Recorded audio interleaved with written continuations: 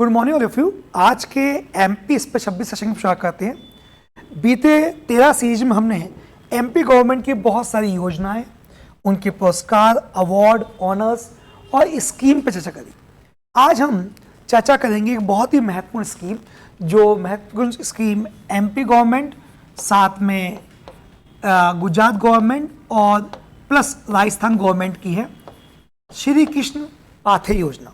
तो पहला क्वेश्चन जो मेरा है इसी योजना जुड़ा हुआ, क्योंकि श्री कृष्ण पाथे योजना जो है इसमें एमपी, राजस्थान और मैंने कहा था कि राजस्थान, एमपी और साथ में गुजरात कि वो महत्वपूर्ण स्थल जहाँ से श्री कृष्ण भगवान का संबंध रहा है उनको जोड़कर एक योजना बनाई गई है। तो उसी में से मैंने पूछा है कि भगवान कृष्ण ने मध्य प्रदेश में रात कहाँ बिताई थी।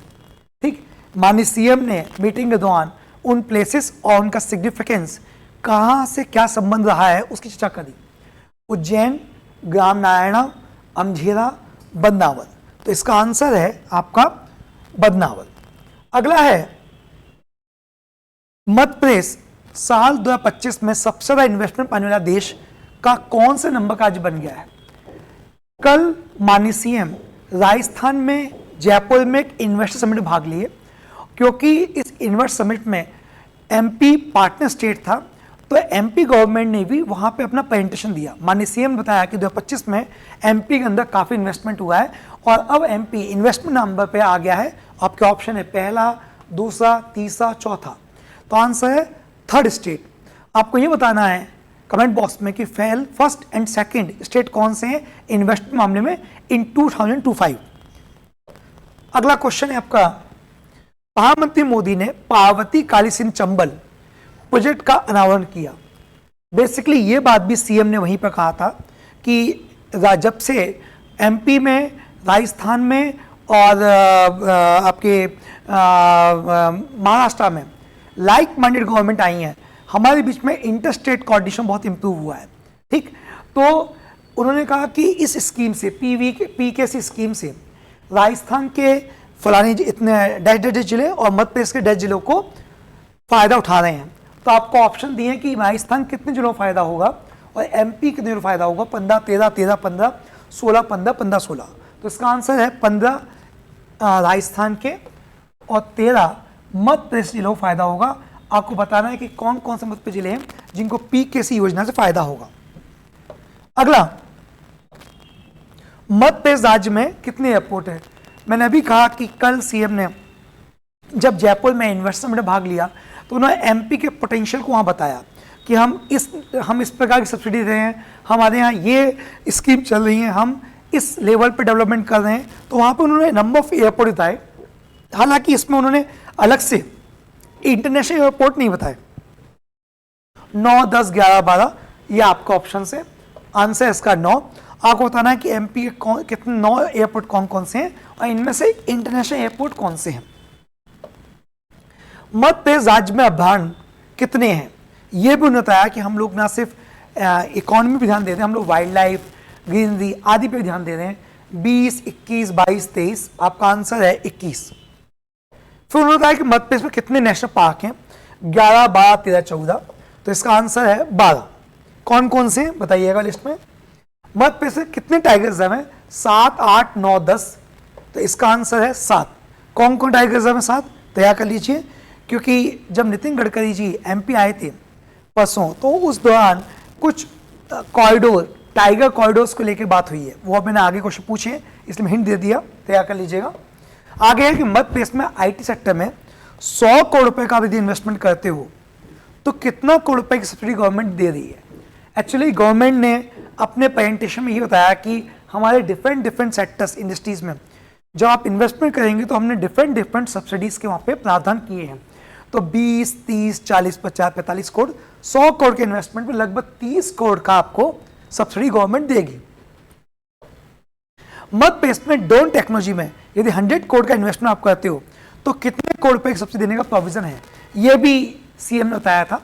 ये सारे फैक्ट्स आप इकोनॉमी में यूज करिएगा, मेंस के आंसर में भी वहां पे आपको ज़्यादा नंबर मिलेंगे कि एमपी गवर्नमेंट का जो इकोनॉमिक पोटेंशियल है वो किस तरह से बढ़ रहा है। 20, 30, 34, 45 तो इसका आंसर है 34। इसके अलावा आपका सेमीकंडक्टर एक हम कहते हैं कि राइजिंग इंडस्ट्री है, बहुत तेज़ी से इसकी ग्रोथ हो रही है और सेमीकंडक्टर में इंडिया आत्मनिर्भर बनना चाहता है। तो हमने यहाँ पे ऑब्वियसली जिन सेक्टर को हम चाहते हैं कि हमारे ज़्यादा ग्रोथ हो, तो ऑब्वियसली सब्सिडी का लेवल भी उतना ज़्यादा होगा। कॉमन सेंस ला के आपको इनके आंसर भी निकालने हैं, ठीक है। तो आपने देखा ड्रोन में अलग लेवल था, उससे पहले में अलग लेवल था। अब सेमीकंडक्टर में देखेंगे 20, 30, 34, 38, तो इसका आंसर है लगभग 38, ठीक। अब एक महत्वपूर्ण चीज, मध्य प्रदेश में एक जिला है जहां के नगर परिषद में जिसका नाम है उमरिया पान, यहां के हर वार्ड का नाम किसी न किसी परमवीर चक्र विजेता के नाम पे रखा गया है। फर्स्ट टाइम पूरे इंडिया में ऐसा हुआ है, तो इंपॉर्टेंट है, तैयार कर लीजिएगा। अब हम बात कर रहे हैं कि सबसे पहले तो उमरी पान जिला, उमरी पान जो नगर परिषद है वो किस जिले में आती है। ऑप्शन है कटनी, रीवा, सागर, मुरैना। तो अधिकांश लोग इसका आंसर मुरैना लगा दें, उनको लगता है मुरैना में होगा, लेकिन इसका है कटनी। अब आते हैं हम थोड़ा सा बारे में कि उमरिया पान नगर परिषद के वार्ड नंबर 6 का नाम देश के पहले परमवीर विजेता का नाम पे रखा गया है, क्योंकि मैंने कहा था कि इंडिया का पहला ऐसा नगर परिषद जिसके सभी वार्ड के नाम विजेताओं के नाम पे रखे गए हैं। तो ये बताइए कि वार्ड नंबर 6 का नाम पहले परमवीर विजेता के नाम पे रखा गया है, वो कौन है। तो इसका आंसर है मेजर सोमनाथ शर्मा, होशियार सिंह, मेजर पीरू सिंह, सूबेदार जोगिंदर सिंह। तो आपको याद रखना चाहिए कि मेजर सोमनाथ शर्मा के नाम पे रखा गया, जो कि भारत के पहले परमवीर विजेता थे। थोड़ा मैंने इंटरेस्टिंग इन्फॉर्मेशन दी इनके बारे में, क्योंकि हो सकता है क्वेश्चन आ जाए कि 4थी कुमाऊं रेजिमेंट की डेल्टा कंपनी के अधिकारी थे, जिन्होंने 1947 में पाकिस्तानी घुसपैठियों, कबालियों के विरुद्ध अपनी टुकड़ी का नेतृत्व किया, वो मोर्टर जवाब दिया और एक मोर्टर के हमले में वो शहीद हुए। तो ये थोड़ा तैयार कर लीजिएगा, बहुत इंपॉर्टेंट है प्रीलिम्स के पॉइंट ऑफ व्यू से। अगला, राज्य का पहला गीता भवन लोक माता अहिल्याबाई की नगरी इंदौर में खोला गया। अभी दूसरा कहाँ शुरू किया गया। तो ये अवंतीबाई जो हैं रानी अवंतीबाई, उनके यहाँ खोला गया, जबलपुर का आंसर है, तैयार कर लीजिए, प्रिंस बहुत इंपॉर्टेंट है। अगला है कि मध्य प्रदेश में जिन तीर्थस्थलों ने कृष्ण को योगेश्वर श्री कृष्ण की पहचान दी, उन्हें तीर्थस्थलों के रूप में विकसित किया जा रहा है।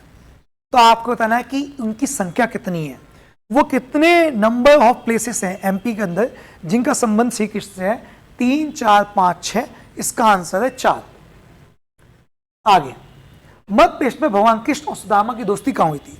मैंने पहला क्वेश्चन पूछा कि मध्य प्रदेश में कौन सा स्थान है जहां भगवान कृष्ण ने रात बिताई थी, बदनावर। और दूसरा क्वेश्चन मैं पूछा हूं कि सुदामा की दोस्ती कहाँ हुई थी, उज्जैन, ग्राम नारायणा, अमझेरा, बदनावर।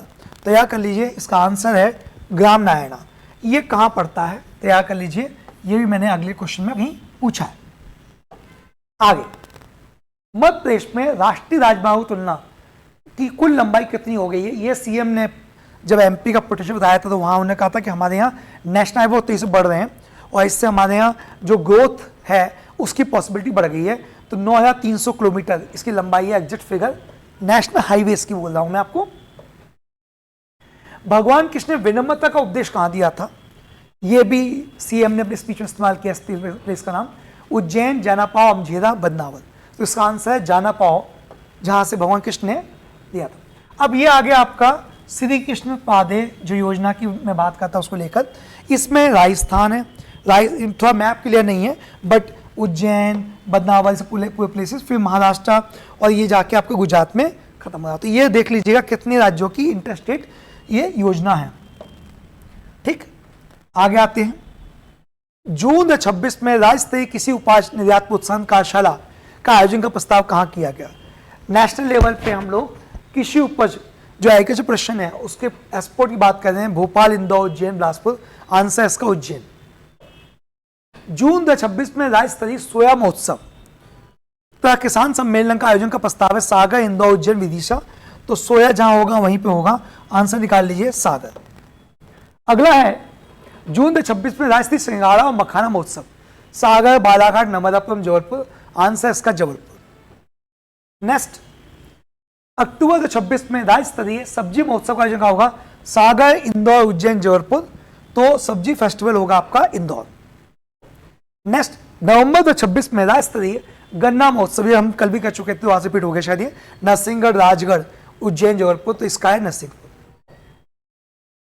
सहकारिता सम्मेलन भोपाल इंदौर कहां पे प्रस्तावित नवंबर में, तो इसका आंसर है भोपाल। अगस्त 2026 में 16 करोड़ रुपए लागत से दूध पान निर्माण डेयरी का लोकार्पण भोपाल, इंदौर, उज्जैन, जबलपुर, तो ये प्रपोज्ड है और शायद इसको नाम दे रहे हैं हम लोग गौ माता गौवंश ऐसा कुछ नाम दिया गया है। सांची का जो ब्रांड नेम बदलने वाले हैं, आगे मैंने क्वेश्चन पूछा भी है। दुर्गाबाई व्यायाम के बारे में निम्नलिखित कथनों पर विचार करें। ये आज के दैनिक भास्कर में लास्ट पेज पे दिया गया था। दुर्गा व्यायाम, ये बच्चों को चित्रकारी सिखा रही हैं, समाज सेवा कर रही हैं और 2022 में इनको भारत पद्मश्री दिया गया था, है ना। तो गौन पेंटिंग से इनका संबंध है, तैयार कर लीजिएगा। राष्ट्रीय मानसिक स्वास्थ्य पुनर्वास संस्थान, यहाँ पे एक सरकार ने एमपी गवर्नमेंट ने कार्यक्रम चलाया है। अटल वृद्धोदय योजना के तहत लगभग 56 लोगों को, जो वृद्ध लोग हैं, उनके देखभाल आदि की ट्रेनिंग दी जाएगी। तो ये कहाँ पे स्थित है? भोपाल, इंदौर, ग्वालियर, सीहोर, तो इसका आंसर है सीहोर। हाँ, तो ये आपके हो गए सारे क्वेश्चंस जो आज के डिस्कशन में थे। आई होप इन 26 क्वेश्चन जो पर डे की सीरीज है, आपको इससे काफ़ी फिल्म्स के लिए एक आइडिया लगा होगा। और ये जो मैं तैयार कर रहा हूँ, ये इसमें सारे सोर्स हैं, केवल ऐसा नहीं कि रोजगार निर्माण इसके अंदर है या जनसंपर्क स्कीम है या केवल दैनिक भास्कर है। इसमें मैंने कंप्लीट कवरेज किया है, इससे बाहर कहीं कोई सोर्स नहीं है जो बचा, जो उसमें नहीं आया। धन्यवाद।